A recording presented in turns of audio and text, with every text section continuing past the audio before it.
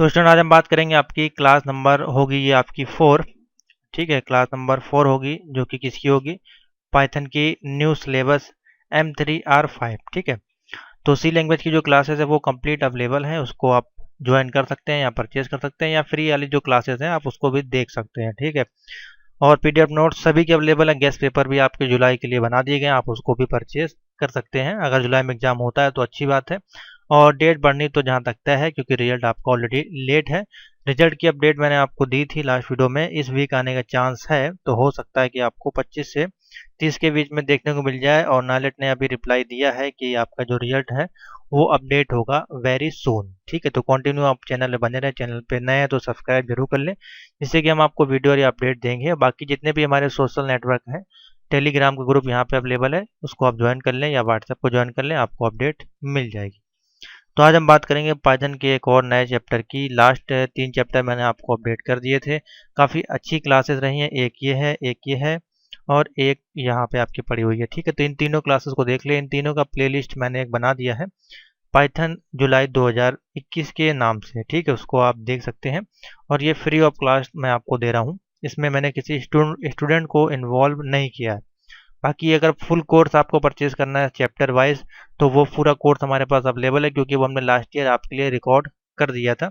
तो यहाँ पे आप इसको ज्वाइन कर सकते हैं। ठीक है, तो चलिए अब हम देखते हैं चैप्टर नंबर 4 न्यू सिलेबस के अनुसार, जो कि होगा हमारे पास जो टॉपिक आया है वो है पाइथन का वेरिएबल क्या होते हैं। ठीक है, जो कि मोस्ट एक इम्पॉर्टेंट टॉपिक है। वेरिएबल अगर हम पढ़ें तो किसी में भी आपको देखने को मिलेगा, कोई भी लैंग्वेज होगी उसमें आपके वेरिएबल्स जरूर देखने को मिलेंगे। वेरिएबल आपके क्या होते हैं वो आपको पहले समझाते हैं, फिर आपको हम एक के बाद एक एग्जांपल्स देंगे, जिससे कि आपको सारी चीज़ें क्लियर हो जाएंगी। तो सबसे पहले समझ लेते हैं पाइथन का वेरिएबल है क्या। इसको मैंने आपको एक नोट्स में दिया हुआ है, पेज नंबर 26 पे भी आपको ये देखने को मिल जाएगा। ठीक है, तो मैं आपको अभी इसी में समझा देता हूँ। तो चलिए शुरू करते हैं फटाफट। हम सीधे ले चलते हैं आपको पाइथन के आईडीई पे, वहीं पे हम सॉल्व भी करते जाएंगे, वहीं पे आपको इसका एग्जांपल्स भी समझा देंगे। ठीक है, तो अभी हम ओपन करते हैं पाइथन का आईडी। अगर आपको अभी तक इंस्टॉल करना नहीं हुआ आया है, कैसे इसको डाउनलोड और इंस्टॉल करना है, तो इसके लिए चैप्टर नंबर 1 की वीडियो देख लें, उसमें मैंने बताया है कौन सा वर्जन आपके में सपोर्ट करेगा, वही वर्जन डाउनलोड करें, जिसमें आपके सारे ही इसके मॉड्यूल्स जो हैं, प्लगइन्स हैं, वो आपके चल सकें। जैसे कि numpy वगैरह है वो ओल्ड वर्जन में नहीं चलता है, उसके लिए आपको 3.7 का ही वर्जन यूज़ करना पड़ेगा। तो अभी हम ओपन करते हैं पाइथन के आईडीई को, फिर आपको समझाते हैं पाइथन का वेरिएबल। तो चलिए अब बताते हैं आपको व्हाट इज अ वेरिएबल। आपका वेरिएबल आपका क्या होता है। तो वेरिएबल सिंपल सा आप समझ लें। यहाँ पे देखिए, वेरिएबल आपका क्या होता है, जब हम किसी चीज़ को क्रिएट करते हैं, यानी कि वेरिएबल जब क्रिएट किया जाता है तो वहाँ पे क्या होता है, इंटरप्रेटर द्वारा वैल्यू को स्टोर किया जाता है। ठीक है, जब हम कोई भी फंक्शन क्रिएट करते हैं, वेरिएबल बनाते हैं, तो वहाँ पे जो इंटरप्रेटर होता है उसके द्वारा, इंटरप्रेटर इसके द्वारा हम वैल्यू को क्या करते हैं, स्टोर करते हैं। ठीक है, और स्टोर करने के लिए हम क्या करते हैं, उसमें एक मेमोरी को एलोकेट करते हैं। मेमोरी का एलोकेशन होता है कि हाँ इस ड्राइव में या इस जगह पे या इस फाइल को इस फोल्डर में हमको इसको सेव करना है, एलोकेशन देना होता है। ठीक है, तो वो किस प्रकार का होगा, डेटाबेस होगा, कोई डेटा होगा, या वो किस प्रकार से हो सकता है, वो आपकी एक प्रकार की कोई नंबर हो सकता है, उसको हम स्टोर करा सकते हैं, या कोई हमारा अल्फ़ाबेट हो सकता है, या कोई स्ट्रिंग वैल्यू हो सकती है, या कोई लिस्ट हो सकती है। ठीक है, या कोई डिक्शनरी हो सकती है, या कोई टपल्स हो सकते हैं। तो ये सारे फंक्शन हमारे किस में यूज़ होते हैं, पाइथन लैंग्वेज में। तो ये हमारे पाइथन के वेरिएबल कहलाते हैं। सिंपल सा है, एक लाइन की परिभाषा है इसकी। अगर आपसे कोई पूछे व्हाट इज वेरिएबल, तो आप क्या बताएंगे, सिंपल सा आप बताएंगे वेरिएबल जब क्रिएट किया जाता है तब इंटरप्रेटर द्वारा वैल्यू को स्टोर करने के लिए मेमोरी की ज़रूरत पड़ती है, उसको हम मेमोरी की एलोकेशन देते हैं। ठीक है, और वेरिएबल पर कोई भी डेटा टाइप्स की वैल्यू स्टोर की जा सकती है, कोई भी डेटा टाइप्स हो सकता है, उसको हम स्टोर कर सकते हैं। ठीक है, जैसे कि मैंने आपको बताया एग्जाम्पल के तौर पर, वो डेटा टाइप कौन कौन से हैं उसको भी नोट कर लें, जो कि हो सकता है नंबर। ठीक है, पहला हो गया आपका नंबर, हो गया स्ट्रिंग, हो गया दूसरा आपका लिस्ट हो गया, ठीक है। उसके बाद आप लिख सकते हैं इसमें टपल, ये भी एक प्रकार की लिस्ट ही आप कह सकते हैं। और डिक्शनरी, ये कोई डिक्शनरी लैंग्वेज वाली डिक्शनरी नहीं है, इसमें आपका डेटाबेस होता है, फाइलें होती हैं, उसी प्रकार की डिक्शनरी एक प्रकार से हम लोग यूज़ करते हैं। ठीक है, तो ये तो हो गया आपका पाइथन के वेरिएबल। अब इसमें असाइनमेंट वैल्यू किस प्रकार से होती है देखिए। अब जो भी पाइथन होगा, पाइथन में डिक्लेरेशन की ज़रूरत नहीं होती, हमको कोई इसमें डिक्लेरेशन नहीं देना होता है। ठीक है, और जब वेरिएबल पर वैल्यू असाइन होती है तब ऑटोमेटिकली उसमें एक डिक्लेरेशन आपको मिल जाता है। वो किस प्रकार से मिल जाता है अभी आपको हम एग्जाम्पल के तौर पर दिखाते हैं। ठीक है, तो चलिए अब हम आपको एक एग्जाम्पल पे ले चलते हैं, क्योंकि बहुत ही सिंपल सा है, आपको समझ में आएगा। चाहे तो आप यहीं पे इसको कर सकते हैं, या फिर आप पाइथन का नोटपैड वर्जन को ओपन करके आप उसको यूज़ कर सकते हैं। तो मैं आपको बता देता हूँ नोटपैड पे, जिससे कि आपको समझ में आ जाए। न्यू फाइल को ओपन करेंगे यहाँ पे इस प्रकार से। आउटपुट देखिए आपको जो मिलेगा वो यहाँ मिलेगा, और लिखेंगे हम प्रोग्राम यहाँ पे। ठीक है, तो उसका एक प्रोग्राम बनाते हैं। मान लीजिए हमने लिखा a=5। ठीक है, नीचे आते हैं b। अभी हमने क्या लिया यहाँ पे, नंबर लिया है। अब इसमें आप कुछ भी ले सकते हैं, नंबर हो सकता है, स्ट्रिंग हो सकती है, या कोई लिस्ट हो सकती है। हम यहाँ पे लिख देते हैं अंडर ब्रैकेट में हेलो। ठीक है, तो b बराबर हमने लिख दिया हेलो। तो पहला आपका क्या है, अगर आपको कमेंट डालना होता है तो कमेंट के लिए हम क्या यूज़ करते हैं, हैश का। यहाँ पे हैश में आप लिख सकते हैं ये क्या है, नंबर है। नीचे वाले में भी आपको डालना है, ये क्या है, स्ट्रिंग है। ठीक है, हमने डाल दिया। उसके बाद हम लिखते हैं c बराबर, हमको एक लिस्ट दे देते हैं यहाँ पे ब्रैकेट में 5,4,5। ठीक है, ये हमने दे दिया एक लिस्ट। इसको हमने बंद कर दिया, स्पेस किया, इसको हैश कमेंट लगा दिया, ये है लिस्ट। ठीक है, उसके बाद हमको क्या करना है, इन तीनों को प्रिंट करना है। तो हमको एक लाइन में ये सीरीज पूरी प्रिंट करनी है, a, b, c की वैल्यू। ठीक है, तो इस प्रकार से हमने ए को, ए में दिया नंबर कोई, बी में हमने कोई स्ट्रिंग को प्रिंट कराना है, और सी में हमने एक लिस्ट प्रिंट करा दी। ठीक है, और प्रिंट करने के लिए कैसे लिखेंगे, ए बी सी। देखिए कितना सिंपल सा प्रोग्राम आपका पाइथन में बनता है। यही अगर हम बात करें एक साथ, अगर हमको नंबर, स्ट्रिंग और लिस्ट को अगर प्रिंट कराना है सी लैंग्वेज में, तो उसमें काफ़ी लेंथी प्रोग्राम हो जाएगा। इसमें आपका मुश्किल से 4 लाइन में आपका ये प्रोग्राम यहाँ पे कंप्लीट हो रहा है। और इसमें आपको आउटपुट कुछ किस प्रकार से मिलना चाहिए, हमको ए की वैल्यू 5 मिलनी चाहिए, बी की वैल्यू हेलो मिलनी चाहिए, और सी की वैल्यू हमको मिलनी चाहिए 545। तो देखिए चलिए देखते हैं आउटपुट क्या आता है। हम दबाते हैं F5 और ओके करके इसको हम करते हैं सेव। आप डाल सकते हैं वेरिएबल का कोई नाम, जैसे कि वेरिएबल example1, तो हम डाल देते हैं यहाँ पे VAB एग्जाम्पल, क्योंकि तमाम एग्जाम्पल होंगे 1। ठीक है, तो हमने डाल दिया।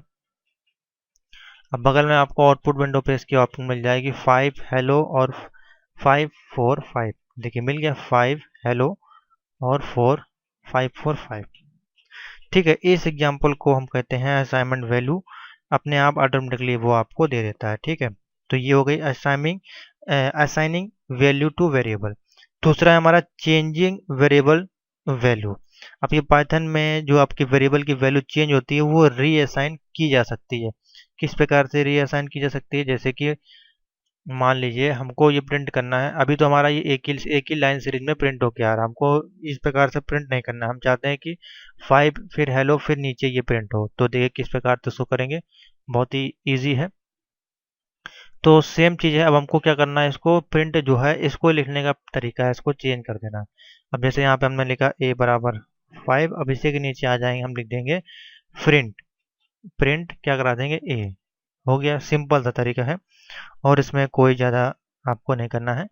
नीचे वाले पे आएंगे और यहाँ पे लिख देंगे प्रिंट, और ब्रैकेट में लिख देंगे b। ठीक है, उसी प्रकार से हम नीचे वाले पे आएंगे और यहाँ लिख देंगे प्रिंट, और यहाँ लिख देंगे c। ठीक है, तो इस प्रकार से जब हम इसको लिखेंगे प्रिंट को, अब इसकी देखिए, अब ये चेंजिंग असाइनिंग वैल्यू है। अब हम यहाँ पे ए, एक ही वैल्यू में हम आप इसको प्रिंट, अगर आप देखिए अभी ए बी सी लिखा है, देखिए अभी इसका आउटपुट कुछ अलग आएगा। ठीक है, हाँ देखिए इस प्रकार से ये 5 हेलो। और अगर आप चाहते हैं कि सभी की वैल्यू एक ही में प्रिंट हो, कुछ इस प्रकार से, जैसे कि मान लीजिए हमने इसमें दे दिया ए, और यहाँ पे भी हमने ए दे दिया। ठीक है, अब इसको प्रिंट करते हैं, देखिए वही वैल्यू आएगी 555। ठीक है, तो ये देखिए इस प्रकार से दोनों तरह से प्रिंट कर सकते हैं। अगर तीनों में ए देंगे तो वो खाली एक ही वेरिएबल को लेगा, बाकी वेरिएबल को वो छोड़ देगा। ठीक है, क्योंकि दोनों सभी वैल्यू अलग अलग है। अब इसमें क्या है, वैल्यू स्ट्रिंग है और इसमें नंबर है और इसमें लिस्ट है। अगर तीनों को प्रिंट करना है तो यहाँ पे हमको तीनों की वैल्यू देनी पड़ेगी और अलग अलग उसमें वेरिएबल को डिसाइन करना पड़ेगा। इसको कहते हैं चेंजिंग वेरिएबल वैल्यू। ठीक है,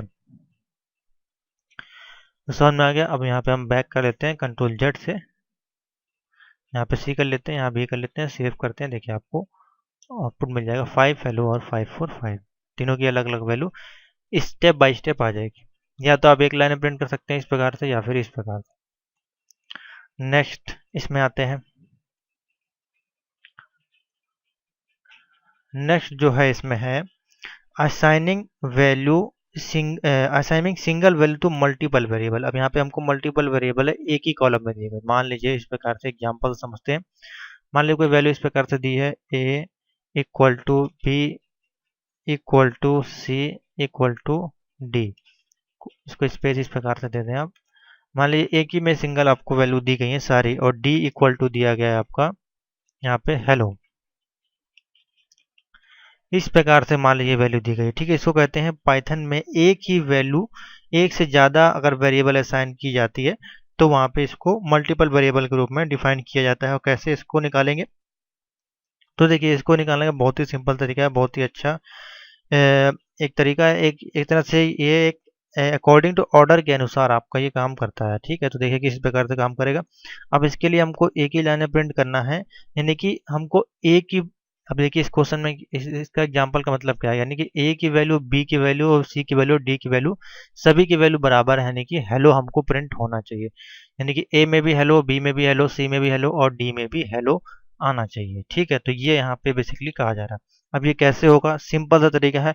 अगर आप प्रिंट करके ए लिख देंगे तो सब में हेलो नहीं प्रिंट होगा। ठीक है, हमको सारी वैल्यू को प्रिंट करना पड़ेगा। देखिए किस प्रकार से करेंगे प्रिंट, वो करेंगे ए, इस प्रकार से हो गया। अब इस नीचे आएंगे, इसमें लिखेंगे प्रिंट बी। अब इसी को हम कॉपी कर लेते हैं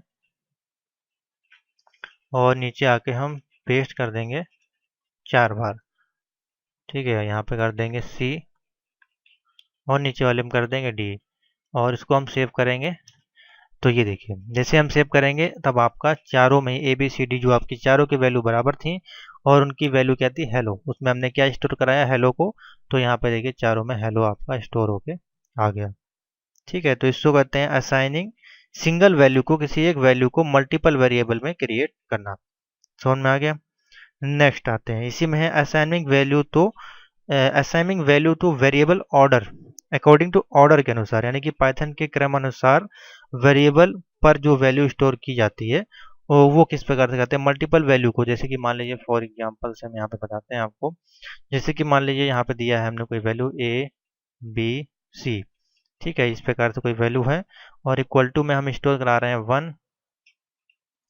उसके बाद हम स्टोर कर रहे हैं कोई एच, इस प्रकार से हेलो है मान लीजिए, और इसमें कॉमा लगा के कोई वैल्यू है 2,3। ठीक है, तो अब ये ए वाली वैल्यू इसमें आएगी 1 में, बी वाली वैल्यू एच में आएगी और सी वाली वैल्यू इसमें आएगी। तो कुछ ये इस प्रकार से आपका काम करता है। ठीक है, देखिए किस प्रकार से है, अकॉर्डिंग टू ऑर्डर के अनुसार ये काम करेगा। ठीक है, इस प्रकार से भी जैसे कि इसमें हो सकता है कि ए वाली जो वैल्यू थी वो वाली आपकी वैल्यू किस में चली जाएगी, एच वाले में। ठीक है, और बी वाली वैल्यू जो है आपकी 1 में चली जाएगी और सी वाली वैल्यू थी वो चली जाएगी आपके ब्रैकेट में, यानी कि लिस्ट में। तो इस प्रकार से कैसे देखिए काम करेगी, अभी हम यहाँ पे आपको एक एग्जांपल इसका बता देते हैं। मान लीजिए हमको प्रिंट करना है ए कॉमा बी कॉमा सी। हमने ये लिखा ए बी सी कॉमा और इक्वल टू करके हमने लिख दिया 1 कॉमा अंडर स्कोर लगाया, यहाँ पे सिंगल कॉमा लगाते हैं और लिखते हैं एच। ठीक है, ये हो गया, कॉमा दिया और वैल्यू लिखते हैं 2,3। ये हो गई। नीचे आते अब हमको प्रिंट करना है, तीनों की वैल्यू अलग अलग प्रिंट होनी चाहिए। देखिए तीनों नंबर अलग हैं, यानी कि ए की जो वैल्यू है वो 1 आनी चाहिए, बी की वैल्यू जो है वो एच आनी चाहिए और सी की वैल्यू 2,3 आनी चाहिए। तो देखिए यहाँ पे सिंपल सा तरीका है, हम लिखते हैं प्रिंट ए, इसको हम कर लेते हैं कॉपी,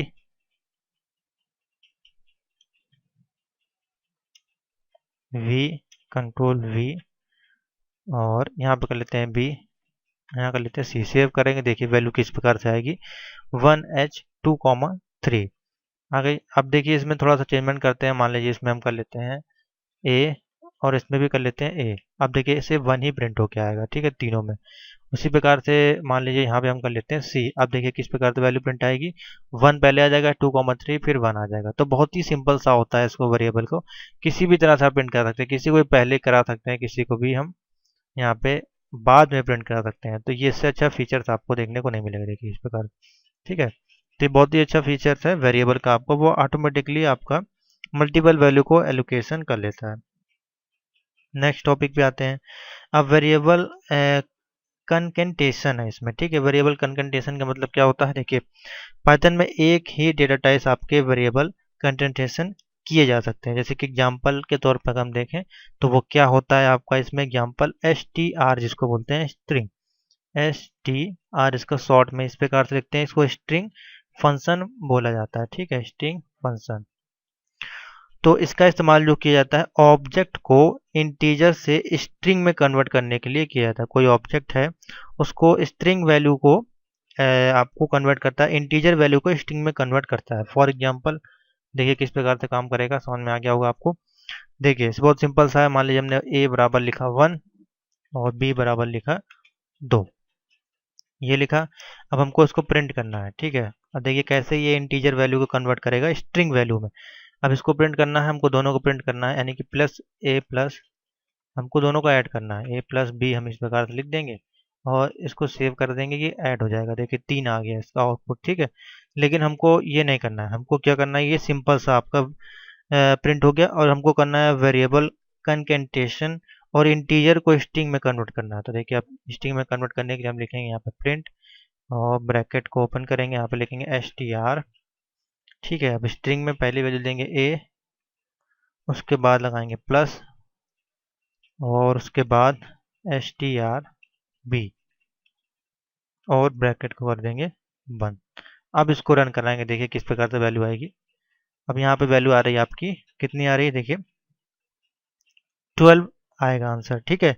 अब आपकी वैल्यू 12 कैसे आ रही है अभी आपको दिखाते हैं। देखिए अभी इसमें हम और वैल्यू ऐड करेंगे, ठीक है। इसी के नीचे हम लिखेंगे c इक्वल टू हेलो, ठीक है। नीचे आएंगे और प्रिंट कराएंगे। अब देखिए किस प्रकार से वैल्यू आएगी। अभी पूरा प्रोग्राम नहीं लिखा हमने, स्ट्रिंग और लिखते हैं a प्लस, अब हम इसको किस में स्टोर करा देंगे, सॉरी इसको बंद कर देते हैं और हमको इसको स्टोर करा देंगे सी में, ठीक है। नीचे आएंगे और इसको सेव करेंगे। अब देखिए क्या आउटपुट आता है इसका, देखिए अभी इसका आउटपुट आया 3, पहले की वैल्यू आई आपकी 3, ये वाला आउटपुट भूल जाए, अब ये दोनों ना करें। 3, 12 और 1 हेलो कैसे आया, देखिए अभी कैलकुलेट आपका करके ये खुद बता रहा है, ठीक है। देखिए समझते हैं इसको। हमने लिया a बराबर 1, ठीक है, b बराबर 2 लिया, इसको प्रिंट कराया a प्लस बी, यानी कि प्रिंट जब करेंगे तो इसकी वैल्यू हो जाएगी 3, ठीक है। उसके बाद हमने स्ट्रिंग में इसको कन्वर्ट कर दिया, यानी कि इंटीजर वैल्यू को हम स्ट्रिंग में यहाँ पे कन्वर्ट करने का फॉर्मूला है डिक्लेरेशन करने के लिए किसी भी प्रकार के डेटा टाइप्स को, उसमें हम यूज़ करते हैं str फंक्शन का, ठीक है। तो हमने str फंक्शन में a प्लस बी को ऐड कर दिया। उसके बाद हमने एक यहाँ पे वैल्यू दी c बराबर हेलो, ठीक है। एक और स्ट्रिंग लिया हमने, इसमें वेरिएबल लिया। उसके बाद हमने प्रिंट किया स्ट्रिंग को a में और a को फिर हमने ऐड कर दिया c से, ठीक है। तो स्ट्रिंग a की वैल्यू कितनी थी 1 1 और c की वैल्यू कितनी थी हेलो, यहाँ पे हेलो आपको मिल गया। और इसमें आपका जो वैल्यू प्रिंट हो गया 3, क्योंकि 2 1 3 हो गया और स्ट्रिंग का स्ट्रिंग में हो जाता है यहाँ पे मल्टीप्लाई, ठीक है। तो यहाँ पर जो वैल्यू आएगी आपकी कितनी हो जाएगी, सॉरी मल्टीप्लाई नहीं होगा, स्ट्रिंग a की वैल्यू है 1 और स्ट्रिंग इंटीजर को आपका वो कन्वर्ट कर देता है स्ट्रिंग में, वही आपको बताया जा रहा है। तो और उसकी वैल्यू कितनी है 2, तो देखिए 1 और 2, इसको 12 नहीं कहेंगे 1 और 2, क्योंकि 1 a की वैल्यू हमने ली 1 और b की वैल्यू ली है सेकेंड, तो यहाँ 1 और 2। और यहाँ पे अगर हम ऐड कर दें स्ट्रिंग तो देखिए 3 1 2 और 1 हेलो आपका प्रिंट हो जाएगा, ठीक है। तो ये था आपका पूरा वेरिएबल का बहुत ही सिंपल सा टॉपिक।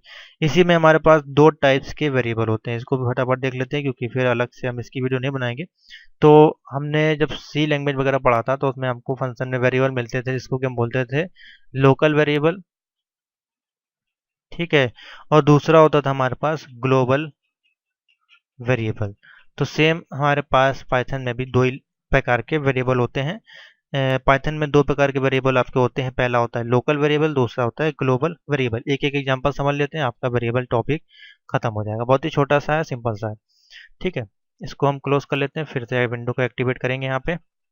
तो देखिए समझ लें यहाँ पे लोकल वेरिएबल क्या है। देखिए लोकल जो वेरिएबल होते हैं फंक्शन के अंदर होते हैं, कोई फंक्शन होता है उसके अंदर होते हैं। उनकी विजिबिलिटी जो होती है, यानी कि देखते कैसे उसको हैं, सिर्फ फंक्शन के अंदर ही होते हैं। जब वो फंक्शन से बाहर आते हैं तो वो क्या होते हैं, डिस्ट्रॉय हो जाते हैं, यानी कि खत्म हो जाते हैं।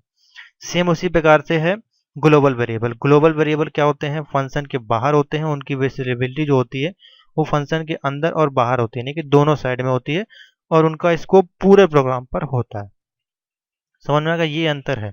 अब इसको डिफाइन करने के लिए हम इसमें यूज करते हैं डेफ फंक्शन का, ठीक है। फंक्शन को यानी कि लोकल वेरिएबल को डिफाइन करने के लिए हम यहाँ यूज करेंगे डेफ फंक्शन का। हमने लिखा डेफ और लिखा फंक्शन, ठीक है।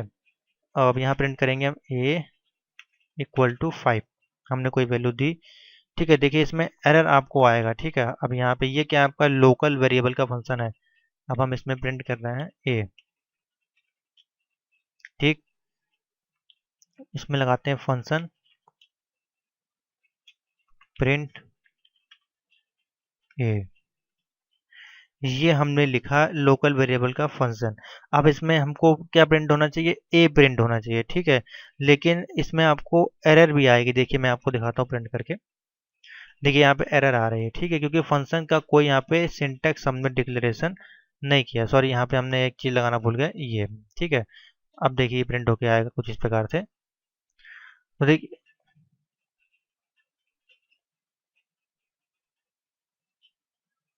इसको यहाँ पे लिखते हैं,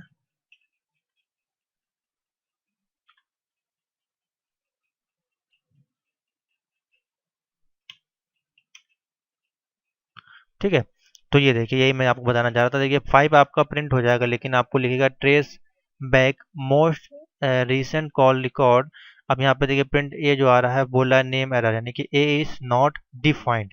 अब इसमें जो लोकल वेरिएबल है वो आपको डिस्ट्रॉय कर देगा। जैसे कि उसने कहा कि लोकल वेरिएबल जो होते हैं आपके फंक्शन के अंदर होते हैं, उनकी विजिबिलिटी सिर्फ जो होती है फंक्शन के अंदर होती है। जब वो फंक्शन के बाहर आते हैं, यानी कि अभी देखिए फंक्शन के बाहर कैसे आया वो आप समझे यहाँ पे। अब हमने क्या किया, फंक्शन तक तो ठीक था, ये फंक्शन के अंदर था प्रिंट ए। हमने उसके बाद जब इसको प्रिंट कराया तब ये उसने उसको डिस्ट्रॉय कर दिया। अब यहाँ पे हटा देंगे तो देखिए शायद प्रोग्राम आपका ठीक हो जाए, सिर्फ आपको प्रिंट हो जाएगा 5, ठीक है। इसलिए मैंने यहाँ पे लिखा था। कंट्रोल जेड करते हैं, सेव करते हैं, देखिए फिर से वो फंक्शन को डिस्ट्रॉय कर देगा, ठीक है। तो यही अंतर है, सिंपल सा यहाँ पे आपका एग्जाम्पल है लोकल वेरिएबल का। फंक्शन जो है यहाँ पे जो लिखा गया, इसके बाहर अगर हम कोई वैल्यू प्रिंट कराएंगे तो वो उसको डिस्ट्रॉय कर देगा, आपको एरर दे देगा, ठीक है। फंक्शन के अंदर ही होना चाहिए। नेक्स्ट एग्जांपल देखते हैं जो कि है हमारे पास किसका, ग्लोबल वेरिएबल का, जो कि पूरे प्रोग्राम पे काम करता है, या अंदर हो चाहे बाहर हो, ये सभी की विजिबिलिटी आपको दे देगा। बहुत ही सिंपल सा इसको लिखने का तरीका है। मान लीजिए हमने लिखा a बराबर 20, इस प्रकार से। ये आपका एग्जाम्पल होगा ग्लोबल वेरिएबल का। अब इसमें लिखेंगे हम डेफ फंक्शन इस प्रकार से, ठीक है। नीचे आएंगे और इसमें हम दे देंगे प्रिंट ए,